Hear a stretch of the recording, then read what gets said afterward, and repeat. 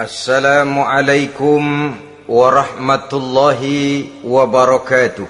Waalaikumsalam warahmatullahi wabarakatuh. Bismillahirrahmanirrahim. Alhamdulillahi rabbil alamin. Wassalatu wassalamu ala ashrafil mursalin, imamil muttaqin, sayyidil ghurril muhajjalin, wa ala alihi wa ashabihil mujahidin at-tahirin, amma ba'du. Saudara-saudara kaum muslimin rahimakumullah. Satu hari ketika seorang ulama besar bernama Al-Imam Al-Faqih Abu Lais tengah berjalan-jalan di dekat kota Basrah, berkelumpulah sekelompok orang di dekat beliau.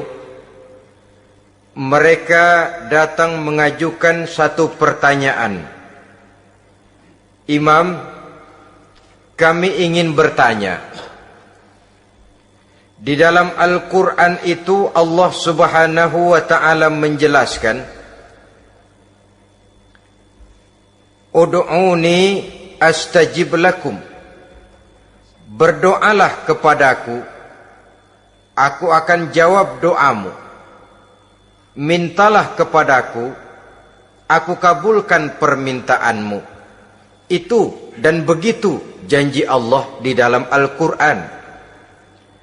Kami, kata orang-orang tadi, sudah lama berdoa kepada Allah. Tapi kenapa sampai sekarang doa kami ini belum dikabulkan? Katanya, ud'uni astajib lakum. Kalau kamu berdoa, aku jawab, aku penuhi, aku kabulkan doamu. Itu janji Allah. Kami sudah lama berdoa pagi, sore, siang, malam. Nyatanya sampai sekarang doa kami belum dikabulkan. Ini bagaimana? Apa ayat Quran salah? Apa Tuhan lagi lempengan nggak denger?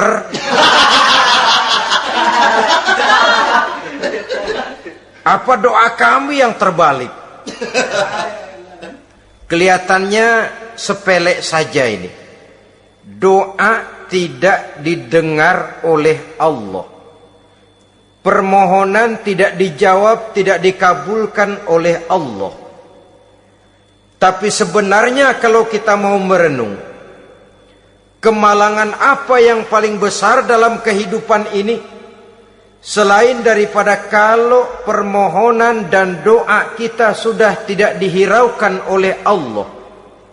Artinya hidup sudah tidak diopeni oleh Allah. Jangankan Allah, saudara-saudara, kita nggak diopeni sama mertua saja bingung. Ini mertua diem aja, kalau saya salah apa salahnya, kalau ada yang dikepengenin apa kepengenannya, boyak ngomong kenapa diem begitu.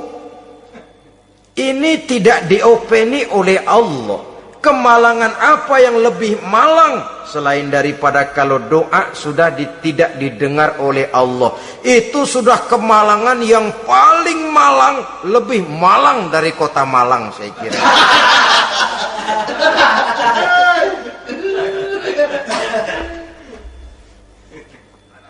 Menghadapi pertanyaan ini, Imam Al-Faqih Abu Lais senyum. Lalu beliau berkata, tuan-tuan, tahu kenapa doa tuan-tuan tidak dijawab, permohonan tidak dikabulkan? Allah sudah tidak memperdulikan tuan-tuan ini. Kami tidak tahu, Imam, maka kami bertanya. Begini, hati tuan-tuan itu mati. Dari hati yang mati, channel tidak nyambung kepada Allah.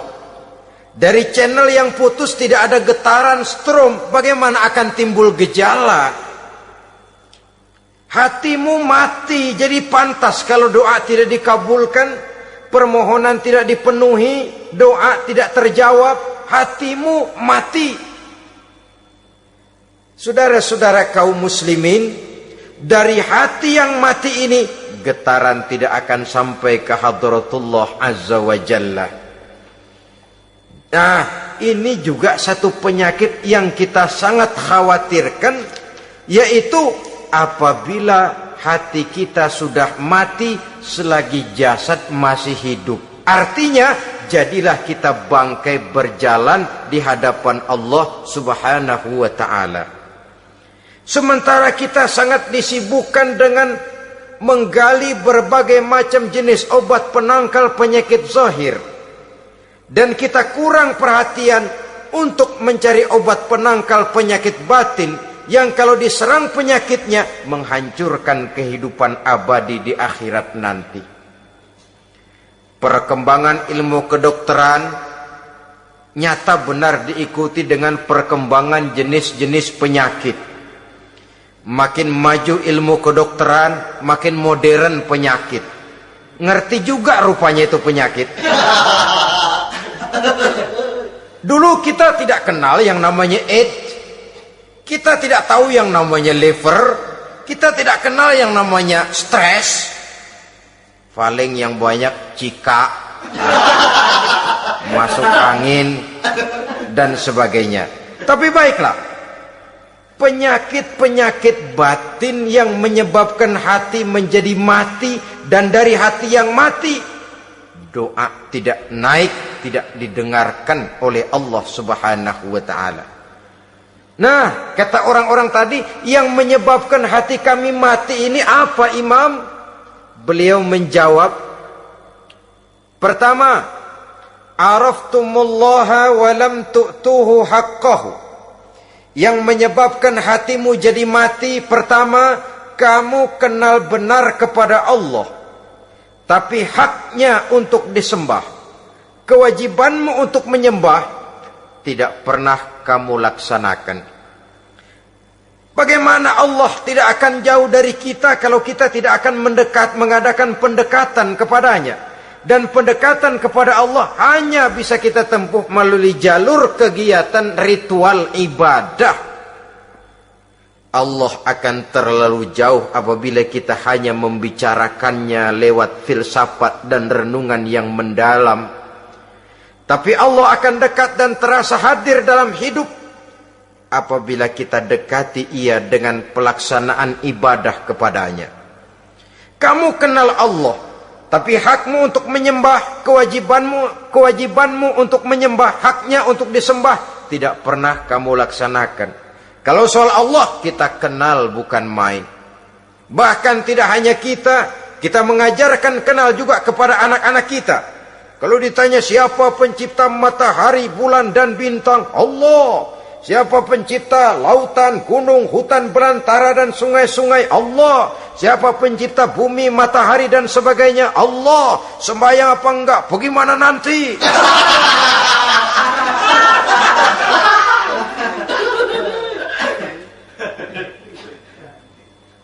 Tanpa pendekatan, Allah akan jauh. Apabila Allah jauh, maka doa tidak akan didengarkan olehnya. Oleh sebab itu, logika mengajarkan kepada kita, berpayahlah dulu, wa mal ladzatu illa ba'da ta'ab, inna ma'al usri yusra. Di balik kesulitan menunggu kemudahan. Nikmat baru akan terasa, kelezatan hidup baru akan terasa setelah kita jerih payah banting tulang peras keringat. Rasanya memang lebih nikmat sepotong singkong hasil cucuran keringat sendiri ketimbang roti dijejelin orang. Ini berarti kita ingin mohon pertolongan kepada Allah, sementara dengan Allah sendiri kita jauh. Sama saja dalam kehidupan kita analoginya, saudara-saudara. Orang tidak kenal kepada saudara, tahu-tahu jauh dari saudara, tahu-tahu datang mau minjem duit. Apa kesan saudara? Enak aja, kenal enggak, dekat enggak, datang-datang mau minjem duit. Emang duit percetakan bapak lu?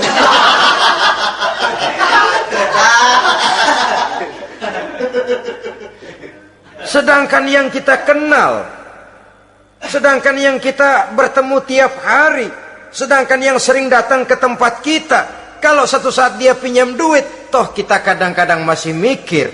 Apalagi datang nggak pernah, berkunjung nggak pernah, ngobrol nggak pernah. Apalagi kenal juga nggak pernah, datang-datang mau minta. Macam apa? Datang nemuin Tuhan setahun 2 kali. Idul Fitri, doang sama Idul Adha. Doa cerewet banget.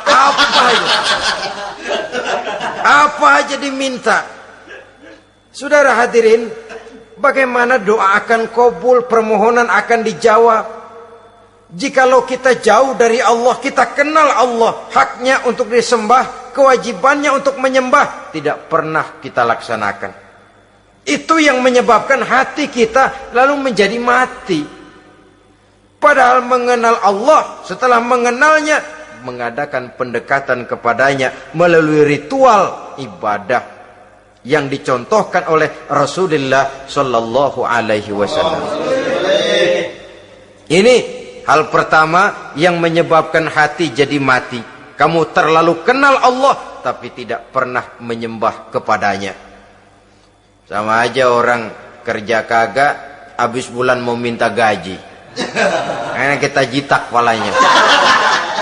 Macam apa? Kerja enggak, tahu-tahu datang mau minta gaji. Kerja dulu yang baik, habis bulan baru enggak diminta pun memang sudah ada jatahnya.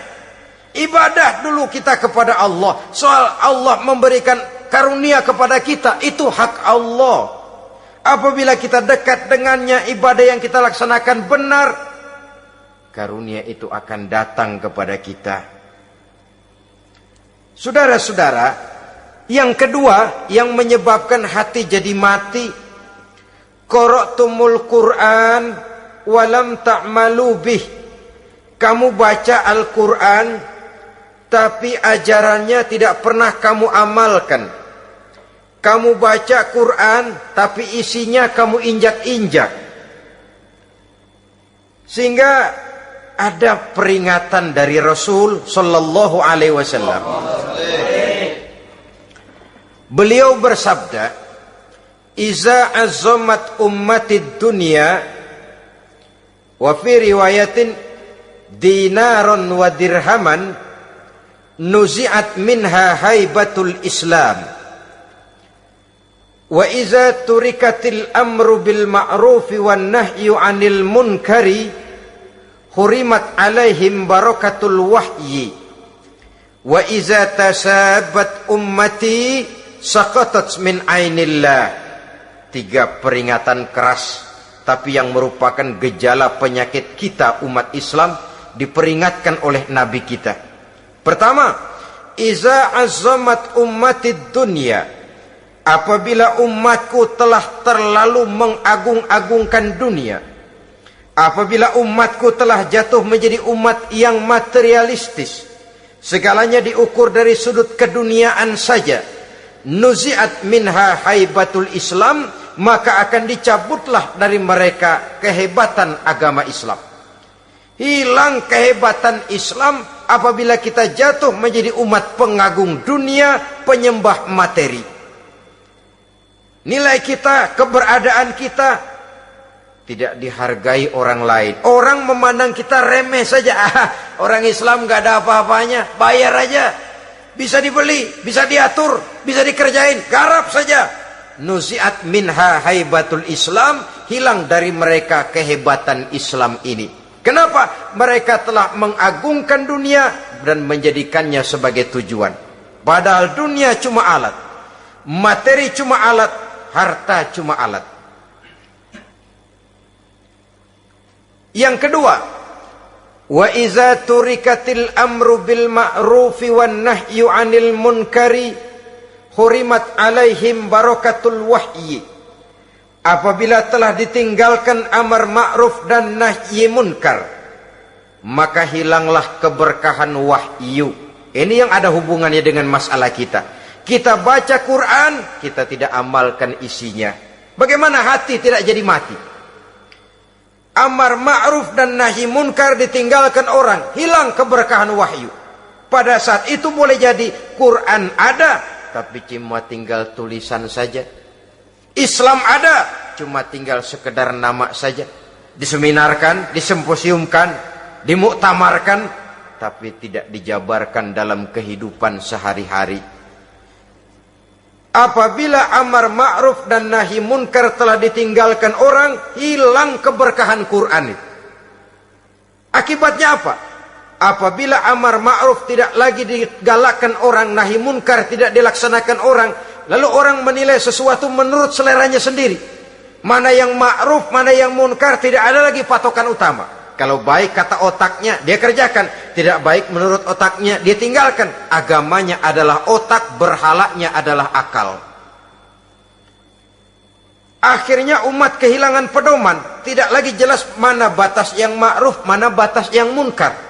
Dalam kondisi sedemikian, akhirnya akan terjadi penjungkiran nilai. Paling celaka nantinya, yang ma'ruf malah dianggap munkar, yang munkar malah menjadi ma'ruf. Peringatan ketiga dari Nabi, wa iza tasabat ummati saqatat min ainillah.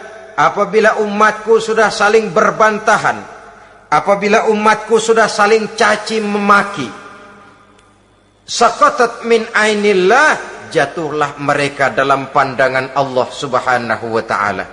Hilang wibawa umat yang sudah saling mencaci maki, saling menjatuhkan, saling gasak, gesek, gosok.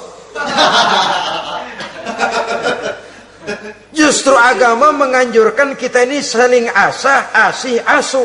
Kadang yang kita praktekkan, kita ini saling gasak.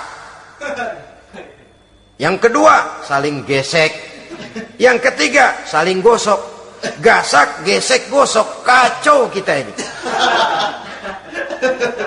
Saling gasak, menjegal kawan seiring, menggunting dalam lipatan. Saling gosok, fitnah sana, fitnah sini. Saling gesek, sikut kiri, sikut kanan. Tidak peduli orang lain luka dan sebagainya. Yang penting dia bisa nangkring. Jatuh kita dalam pandangan Allah apabila umat sudah saling mencaci maki. Maka kita kembali kepada persoalan, hal kedua yang menyebabkan hati jadi mati, qara'tumul Qur'an walam ta'malu bih. Kita baca Al-Quran, tapi ajarannya nyaris tidak kita amalkan di dalam kehidupan kita. Akibatnya hati lalu jadi mati. Itu yang kedua. Yang ketiga, yang menyebabkan hati jadi mati dan doa tidak terjawab, idda'aitum annakum min ummati Muhammadin sallallahu alaihi wasallam walam ta'malu bisunnatihi. Kamu mengaku, kamu memproklamirkan diri sebagai umatnya Nabi Muhammad, tapi sunnahnya tidak pernah kamu amalkan. Malahan perkembangan paling akhir, bukan saja tidak mau mengamalkan sunnah, malah mengingkari sunnah. Inna lillahi wa inna ilaihi raji'un. Oh, Nabi Muhammad itu manusia biasa seperti kita. Sebagai manusia dia bisa salah. Dan ternyata hadis banyak yang palsu. Yang otentik cuma Quran. Selebihnya adalah sejarah. Tidak ada itu sunnah. Langsung saja kepada Quran. Oh, hadis itu bukan sumber hukum. Oh, tidak perlu mengamalkan sunnah. Saudara-saudara kaum muslimin, mengaku kita umat Nabi, tapi sunnahnya kita campakkan, tidak kita amalkan. Setelah tidak kita amalkan, kita campakkan. Setelah kita campakkan, kita ingkari pula. Inna lillahi wa inna ilaihi raji'un. Bagaimana hati tidak jadi mati? Kalau siang malam kita memproklamirkan diri sebagai umat Nabi Muhammad, sementara sunnahnya kita campakkan, kita abaikan, dan kita ingkari dia. Sunnah itu. Padahal jikalau sekarang kita mengenal Islam, jikalau kita sekarang ngerti halal haram, tahu hak batil, bisa memilah dan memilih antara yang ma'ruf dengan yang munkar, itu utamanya adalah karena jasa Nabi Muhammad sallallahu alaihi wasallam. Yang dari generasi ke generasi dilanjutkan oleh para sahabat, oleh tabi'in, oleh tabi'in, terus oleh para ulama-ulama sampai kepada kita sekarang ini. Walaupun beliau hanya berfungsi sebagai penyampai, tapi kepribadiannya dijadikan model oleh Allah Subhanahu wa taala di dalam kita melaksanakan kehidupan beragama. Bahwa beliau manusia seperti kita, memang dalam arti unsur biologisnya ya manusia, punya darah, punya daging, punya hati, punya perasaan, bisa sedih, bisa gembira. Tetapi beliau itu termasuk basyarun la kal basyar, manusia yang tidak seperti manusia pada umumnya, punya spesifik, dan itu wajar sebagai seorang rasul pilihan Allah, apalagi merupakan rasul pilihan dari sekian puluh pilihan. Bahwa jamrud itu batu memang, tapi nilainya kan berbeda dengan batu kolar. Satu truk batu kolar dengan barangkali segenggam batu jamrud, nilainya tentu jauh lebih mahal batu jamrud. Kalau soal batunya, sama batunya, tapi nilainya berbeda karena esensinya berbeda. Kita manusia, Nabi Muhammad juga manusia, sama manusianya memang, tapi kualitasnya, nilainya tentu jauh panggang daripada api. Itu sebabnya Allah menjadikan beliau sebagai model. Laqad kana lakum fi rasulillahi uswatun hasanah. Di dalam diri Rasul itu terdapat contoh teladan yang sangat baik bagi kita. Oleh karenanya, pada pertemuan kali ini, apabila kita konsekuen mengaku umat Nabi Muhammad, marilah konsekuen juga menegakkan sunnahnya. 3. Yang keempat, yang menyebabkan hati jadi mati dan doa tidak terjawab, akaltum ni'mata rabbikum walam tashkurulah. Tiap hari kamu makan nikmat Tuhanmu, tapi kamu tidak pernah mau bersyukur kepadanya, kepada Allah Subhanahu wa ta'ala. Nikmat Tuhan kita doyan banget. Tidak pernah sehari dan sesaat pun terlepas diri dan hidup ini dari nikmat-nikmat yang diberikan Allah. Sejak kita bangun tidur sampai tidur kembali, bahkan tidur itu sendiri, di pasar, di sawah, di kantor, dimanapun kita berada, nggak pernah nikmat Allah berhenti. Hidup kita dalam alam diberikan segala fasilitas untuk menunjang kehidupan. Nggak pernah Allah pasang pajak matahari, nggak pernah Allah pasang pajak gas udara. Nikmat-nikmat yang banyak itu tiap hari kita kecap, tiap hari kita nikmati, tapi kita tidak pandai bersyukur. Padahal Allah memberikan peringatan keras dalam hadis qudsinya, man lam yashkur ala na'mai wa lam yasbir ala balai falyakhruj min tahti samai wal yatlub rabban siwaya. Siapa yang tidak mau bersyukur terhadap nikmat yang aku berikan kepadanya dan tidak mau bersabar terhadap ujian yang aku berikan kepadanya, silahkan keluar saja dari kolong langit ini dan cari Tuhan selain aku. Diusir oleh Allah. Kalau orang tidak mau bersyukur terhadap nikmat yang aku berikan dan tidak mau bersabar terhadap ujian yang aku timpakan, keluar dari kolong langitku, keluar, cari Tuhan selain aku. Diusir. Lah yang ngusir Allah. Anak sekarang bilang mau ke Menong.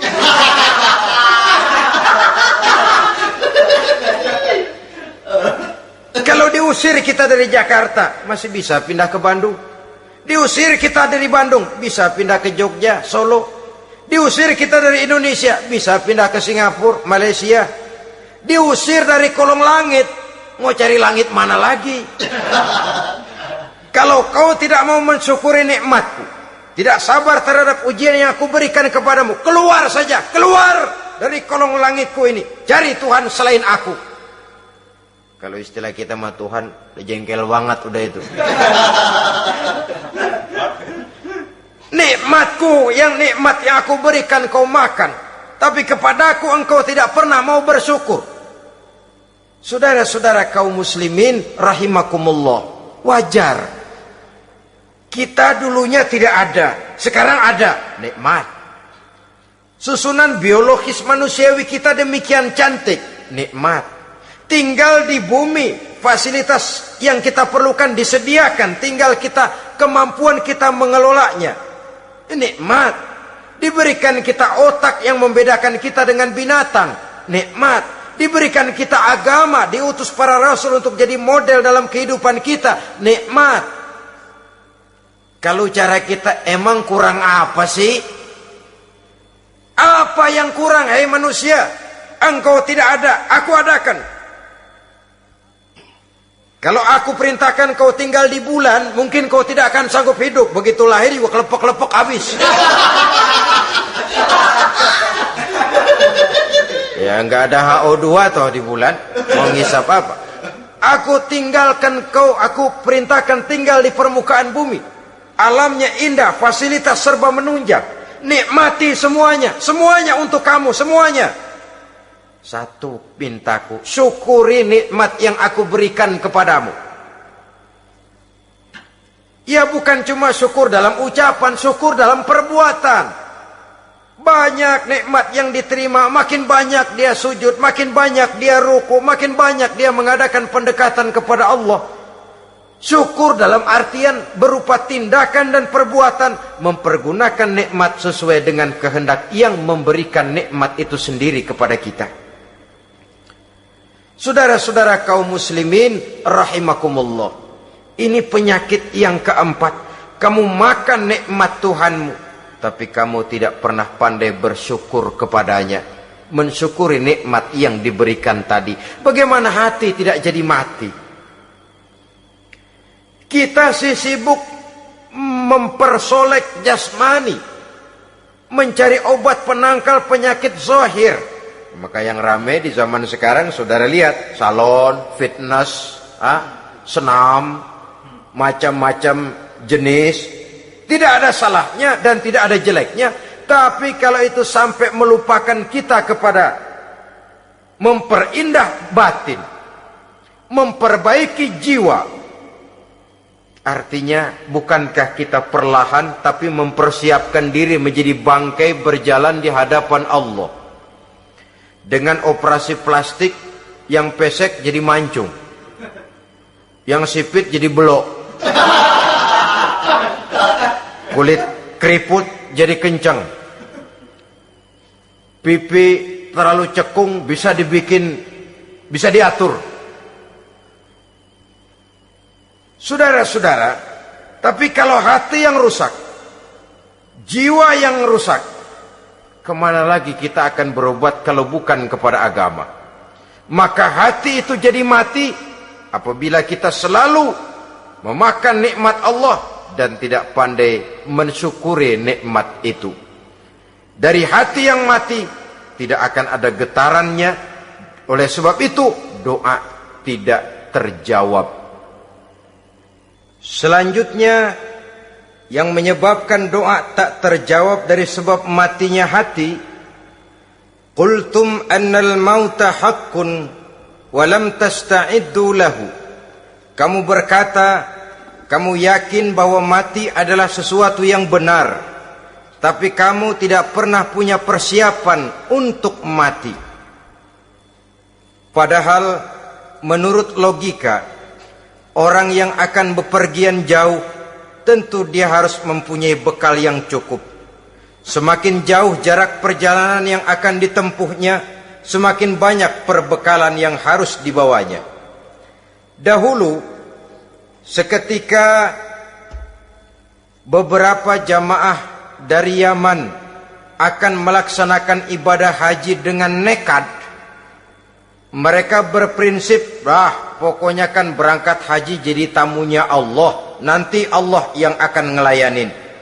Mereka nekat, modal badan doang berangkat. Diadukan kepada baginda Rasul, lalu turun peringatan dari Allah, wa tazawwadu fa inna khairaz zadi taqwa. Jangan begitu, bawa bekal, sesungguhnya bekal yang paling baik adalah takwa. bahwa berangkat dengan bekal takwa itu bekal yang paling utama, tapi bekal-bekal yang lain pun jangan diabaikan. Kalau kita akan berangkat untuk tujuan yang baik, bekal yang paling utama memang takwa. Tapi tidak berarti harus mengabaikan bekal-bekal yang lain. Begitulah, semakin jauh perjalanan yang akan kita tempuh, semakin banyak bekal yang harus kita hadapi. Kalau saudara mau pergi ke Surabaya, tidak membawa bekal kemudian berani berangkat, rasanya sih saya pikir itu bukan berani, nekat namanya. Sama saja orang belum pernah sembahyang mati. Nekat tuh orang, berani amat. Belum berbuat kebaikan barang sedikit pun sudah mati, nekat namanya itu. Sama saja tadi, nggak bawa bekal apa-apa berangkat ke Surabaya. Sampai Surabaya belum tentu, sengsara udah jelas. Belum punya bekal yang baik sudah mati. Sampai ke surga belum tentu, tapi kebelangsak dan sengsara rasa-rasanya pasti itu. Oleh karena itu, kalau kita yakin mati sesuatu yang benar, sesuatu yang pasti datang menimpa, maka hendaklah kita mempersiapkan bekal. Kemudian, idda'aitumun najata minan nar wa ramaitum fiha anfusakum. Kamu memproklamirkan diri ingin selamat dari neraka, tapi kamu lemparkan dirimu ke dalam neraka. Bagaimanapun bajingannya bajingan, kalau ditanya ente mau masuk neraka enggak, jawabannya pasti enggak. Itu pasti perbuatannya sendiri yang melemparkan dirinya ke dalam neraka, membiarkan dirinya berlarut-larut, bertimbun-timbun dalam dosa dan kesalahan, dan tidak akan ada niatan untuk memperbaiki diri. Hanyut di meja judi, habis ditelan minuman keras, fitnah sana, fitnah sini, hasud sana, hasud sini. Padahal mulutnya ingin selamat dari neraka, perbuatannya malah melemparkan dirinya ke dalam api neraka. Tidak ada orang yang lebih sayang kepada diri kita selain kita sendiri. Dan menyayangi diri itu tidak cuma dengan memandikannya sehari 3 kali, memakaikannya parfum dengan segala macam merek, memakai sabun yang wangi-wangi, minyak yang harum-harum. Lebih daripada itu, jaga dan sayangi diri. Jangan jatuhkan dia ke dalam perbuatan-perbuatan yang bisa menjerumuskan diri itu ke dalam neraka. Kemudian disambung oleh Imam Al-Faqih Abu Lais yang menyebabkan doa tidak terjawab karena hati mati. Idda'aitum dukhulal jannah walam ta'malu laha. Kamu ingin masuk surga, tapi kamu berat mengamalkan perbuatan yang bisa menyampaikan kamu ke surga. Semua kita kalau ditanya, mau masuk surga? Mau. Tapi jarang yang berlomba melakukan perbuatan-perbuatan yang bisa menyampaikan kita ke surga. Kemudian yang terakhir kata Imam Al-Faqih Abu Lais, dafantum mautakum walam ta'tabiru laha. Kamu menguburkan orang yang mati di antara kamu, tapi kamu tidak bisa mengambil iktibar, tidak bisa mengambil pelajaran dari mayit yang jenazah yang kau kuburkan itu. Mestinya kan nguburin orang tuh membuat sadar. Iya, kalau sekarang dia saya baringkan di liang lahat, menghadap ke arah kiblat, bantalnya tanah. Setelah itu ditutup dengan papan, lalu ditimbun dengan tanah. Iya, sekarang giliran dia, giliran saya, entah besok, lusa, bulan depan, tahun depan, tapi pasti mengubur mayat, mengubur jenazah, tapi tidak bisa mengambil iktibar dari yang dilaksanakannya itu. Ini merupakan penyakit-penyakit batin yang merupakan handicap, yang menimbulkan jarak antara kita dengan Allah Subhanahu wa ta'ala.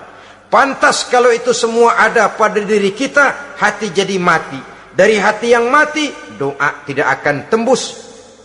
kita tidak lagi akan diperdulikan oleh Allah Subhanahu wa taala. Dan itu sekali lagi kemalangan yang terbesar dalam kehidupan kita. Bagaimana jalan keluarnya?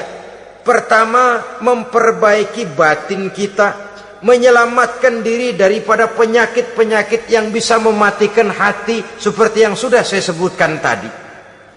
Yang kedua, berdoa dengan adab, sehingga tata cara di dalam kita bermohon kepada Allah Subhanahu wa taala dibicarakan secara khusus oleh Al-Imamul Ghazali dalam kitab Ihya beliau yang disebut adabud doa. Adab di dalam kita melaksanakan doa kepada Allah Subhanahu wa taala.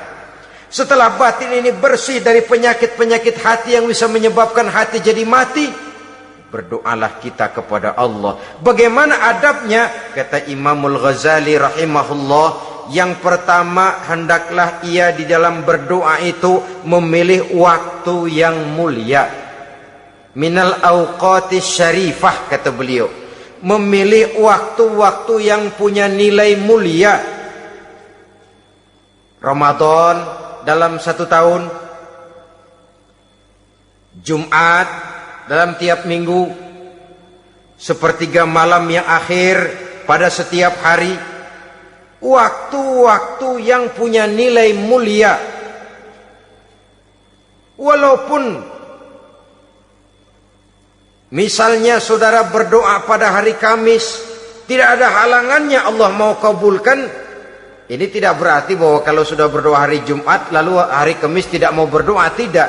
Lebih memilih mengintai waktu-waktu yang punya nilai mulia. Lailatul Qadar sekali dalam setahun. Waktu-waktu yang punya nilai mulia. Logikanya begini, saudara-saudara. Kalau kita datang ke rumah seseorang, tujuan utama kita minjem duit, yang paling pertama kita perhitungkan tanggal berapa nih? Kan itu toh, tanggal berapa? Kalau tanggal 20 atuh minjem duit, orang lagi ngap-ngapan, boro-boro dia bisa minjemin, dia sendiri mungkin lagi pusing. Kita lebih dulu kita amatin tanggal berapa nih, yang enak sore apa siang, jam 2. Jam 2 dia baru pulang dari kantor, tapi giliran tidur. Kalau dia tidur dibangunin, datang mau minjem duit, kagak dimaki-maki juga kebagusan deh.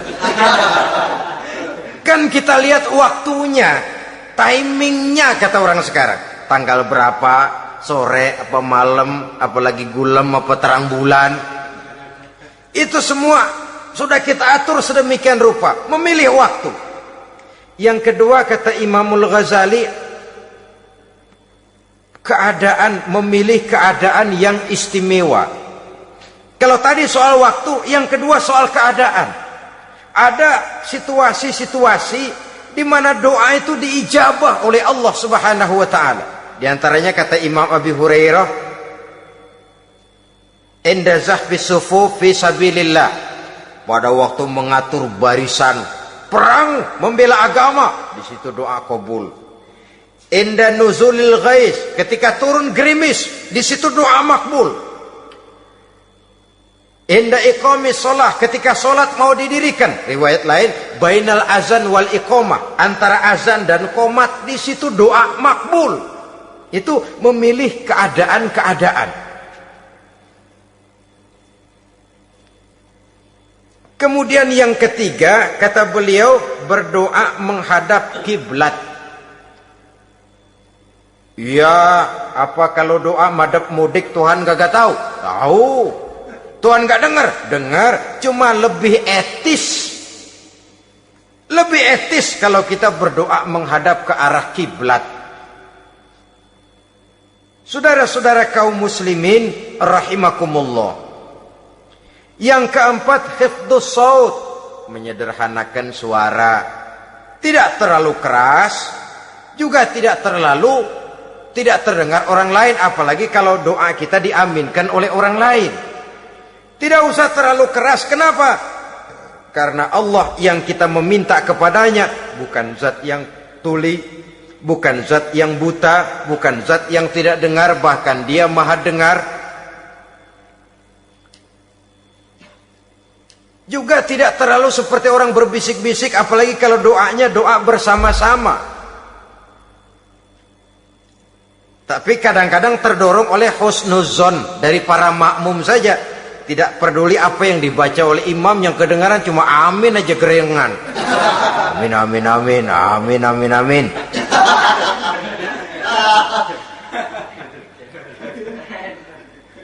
Juga tidak terlalu keras. Seperti orang berdoa, seperti orang pidato.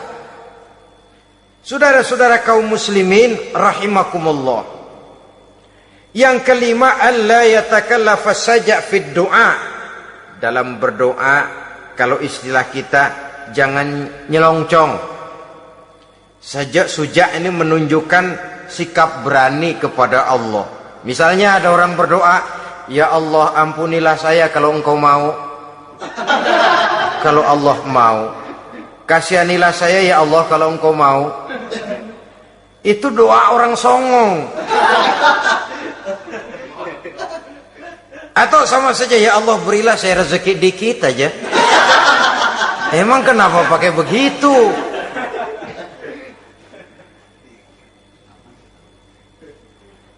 Allah yatakallafa saja fid du'a. Yang keenam kata Imamul Ghazali, at-tadarru' wal khusyu'. Dengan tadarru' dan khusyu', dengan sikap tawadu, benar-benar ya seperti kita lah kalau datang memang menghajatkan pertolongan dari seseorang, segala action kita atur supaya hajat kita itu kabul, kan begitu. Kadang-kadang istilah orang kalau perlu ngesor mah ngesor dah, yang penting permintaan dikabulkan, gitu saja. Kita lihat sekarang ini, ramai orang bicara soal film-film Parno. Kelihatannya pendatang-pendatang baru, pokoknya asal bisa main dah, bugil ya bugil dah. Yang penting nyohor, bisa tampil. Walaupun dalihnya semua sama, mula-mula cuma iseng. Adegan panas bagaimana? Kalau tuntutan skenario apa boleh buat? Apa boleh buat? Emang nggak bisa milih. Setelah film beredar baru saya juga jijik ngeliat, lah tadi kemana waktu bikin? Udah jadi baru jijik, bikinnya merem memang itu.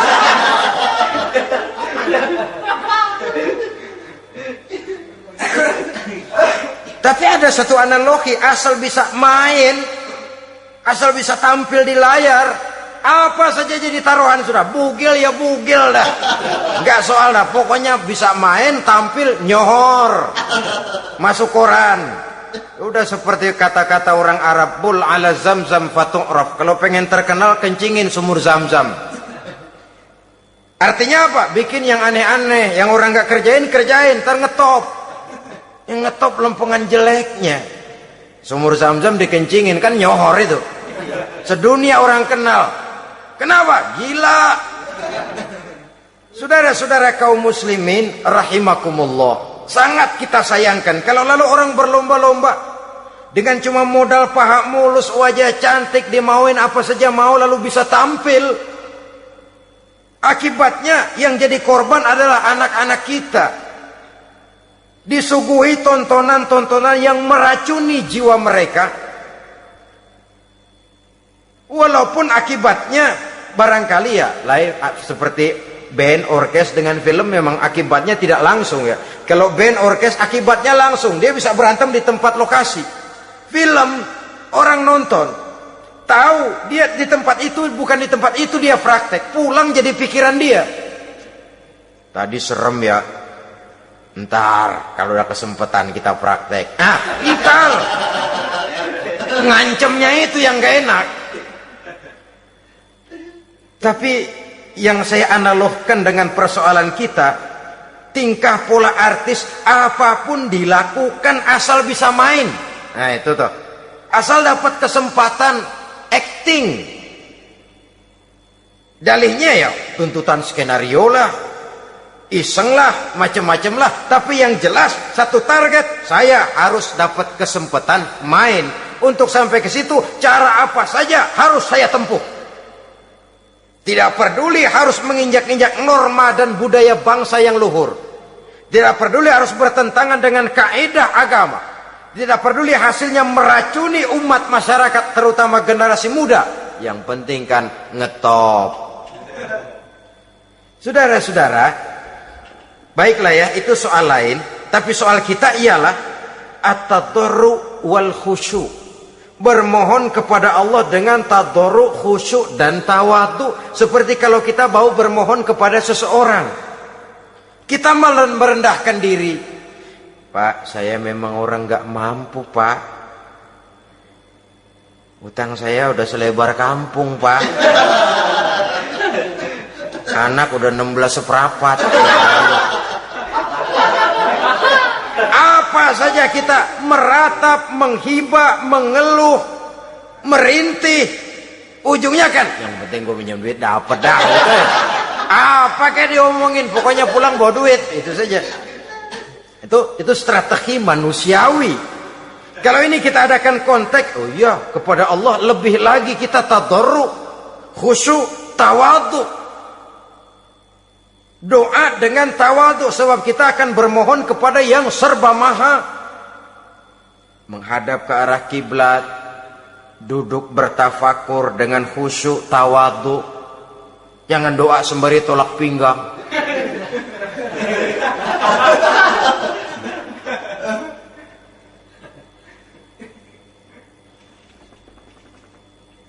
Yang ketujuh, kata Imamul Ghazali, ayyujzimad du'a wa yuqina bil ijabah. Hendaknya dia menjazamkan doanya itu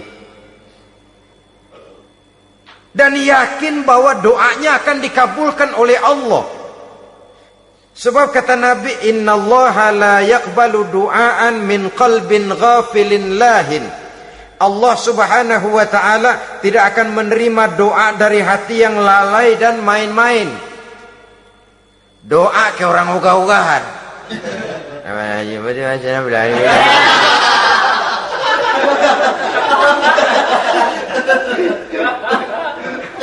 Kali malaikat nyongok dong, lu minta apa lu?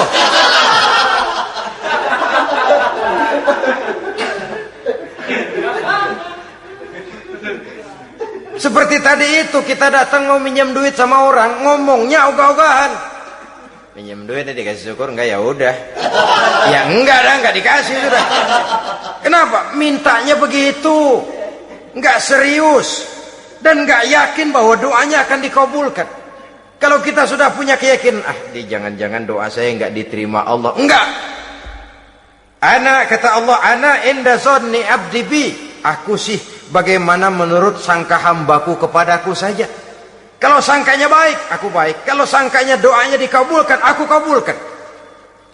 So itu doa harus dengan pasti dan harus dengan yakin doa itu akan dikabulkan dan meluruskan harapan, membenarkan cita-cita, meluruskan maksud apabila doa itu dikabulkan oleh Allah Subhanahu wa taala.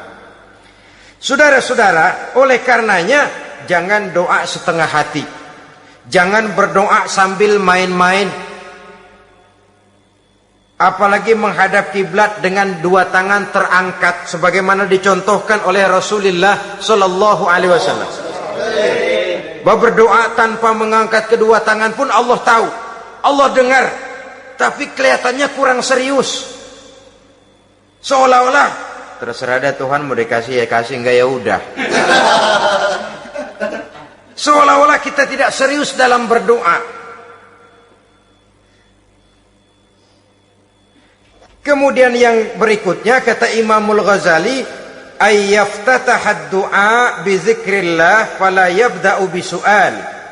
Hendaknya dia mulai berdoa itu dengan menyebut nama Allah, berzikir kepada Allah, fala yabda'u bi su'al, jangan langsung memulai dengan permintaan. Ini tata krama etisnya. Sama juga orang kirim surat, salam sejahtera kami haturkan, padahal mah nggak ada itu juga nggak apa-apa. Itu kan maksud mukaddimah saja. Besar harapan kami semoga Bapak dan keluarga di sini pun berada dalam keadaan sehat walafiat.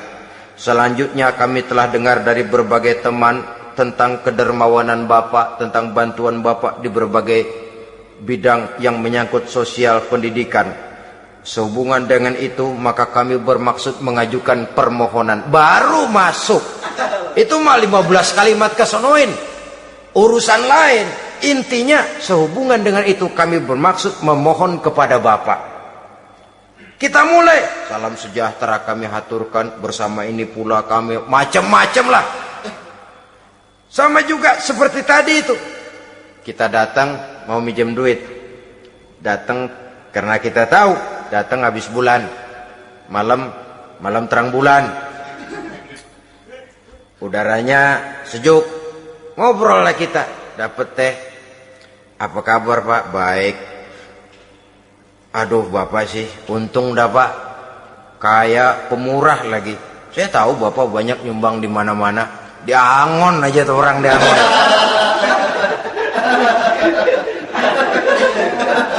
Kira-kira udah mau telap aja baru dikedat. Ngomong-ngomong Pak. Nah. Mulai nih kalau udah ngomong-ngomong. Ngomong dah tuh mulain.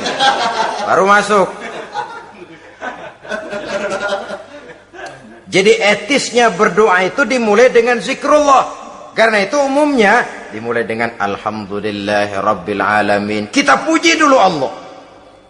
Alhamdulillahirabbil alamin hamdan yuwafi ni'amahu wa yukafi'u mazidah. Kita puji dulu Allah. Seperti orang tadilah. Kita puji dulu kebaikannya. Walaupun pada akhirnya kita minjem duitnya.